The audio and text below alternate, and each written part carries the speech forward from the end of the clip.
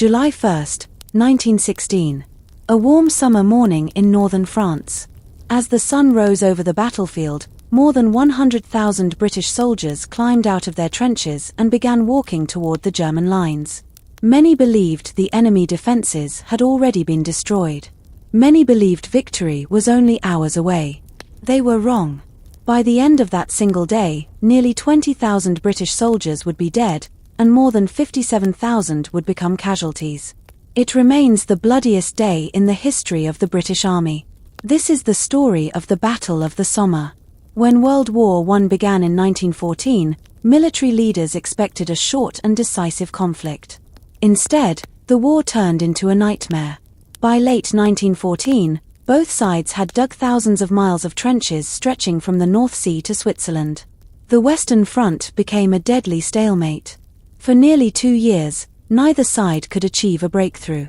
Machine guns, artillery, barbed wire, and fortified trenches made attacks incredibly costly. In 1916, Allied commanders desperately searched for a way to break the deadlock. Their answer was a massive offensive along the river Somme in northern France. The goal was simple: break through German defenses, destroy the enemy army, and finally end the war. But the reality would be far different. The operation was led by British General Douglas Haig. The Allies gathered an enormous force. Hundreds of thousands of soldiers, thousands of artillery guns, millions of shells. Before the infantry attack, the British launched one of the largest bombardments in military history. For 7 days and 7 nights, artillery pounded German positions. More than 1.5 million shells rained down on enemy trenches. The British command believed the bombardment would destroy barbed wire defenses, collapse trenches, and kill most German defenders. Many soldiers were told they would face little resistance. Some officers even suggested troops could advance at a walking pace. The Germans, however, had prepared for exactly this scenario. Deep underground bunkers protected thousands of defenders from the artillery storm above. As British shells exploded overhead, German soldiers waited. Hidden, protected, and ready. At 7:30 in the morning, whistles blew across the British lines. Thousands of men climbed over the top. They moved into no man's land, the dangerous stretch of open ground separating the two armies. Many advanced in long, orderly lines. Heavy packs weighed them down, rifles in hand, confidence in their commanders. But within minutes, disaster struck. The German bunkers opened. Machine guns erupted across the battlefield. The artillery bombardment had failed to destroy many enemy positions. Even worse, much of the barbed wire remained intact. British soldiers became trapped in front of German defenses. Machine gun bullets tore through entire formations. Men fell by the hundreds, then the thousands. Survivors watched friends, brothers, and officers collapse beside them. Yet the attack continued. Wave after wave moved forward, only to meet the same devastating fire. In some sectors, soldiers never even reached the enemy trenches. Entire units were nearly wiped out. The battlefield became a scene of unimaginable horror. Smoke filled the air.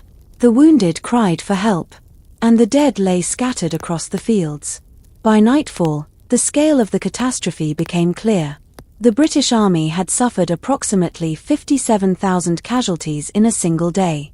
Nearly 20,000 were dead. No day before or since has matched those losses in British military history. Several factors contributed to the disaster. First, military technology had changed faster than military tactics. Machine guns could fire hundreds of rounds per minute. Yet many commanders still relied on mass infantry assaults. Second, the artillery bombardment was less effective than expected. Many shells failed to explode. Others lacked the power needed to destroy reinforced bunkers. Third, German defenses were exceptionally strong.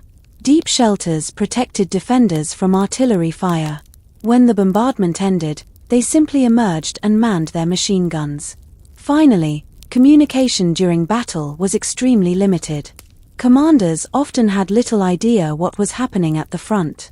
As a result, attacks continued even when conditions had become hopeless. The Somme demonstrated a brutal truth. Modern warfare had become more deadly than anyone imagined. Although July 1st was the worst day, the Battle of the Somme did not end there. The fighting continued for months. From July until November 1916, both sides poured reinforcements into the struggle. Villages changed hands repeatedly. Artillery bombardments shook the earth. Mud, rain, disease, and exhaustion became constant companions. In September, a new weapon appeared for the first time: the tank. Although early tanks were slow and unreliable, they offered a glimpse of the future. Yet despite months of fighting, gains remained limited. The battlefield became a symbol of the terrible cost of industrialized warfare.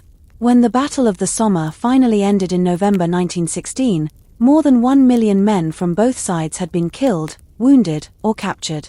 The Allies gained only a relatively small amount of territory. To many, the battle became a symbol of tragedy and sacrifice. Yet some historians argue the Somme weakened the German army and helped shift the balance of the war. The debate continues more than a century later. What remains undeniable is the human cost. Thousands of young men left their homes believing they were fighting for a better future. Many never returned.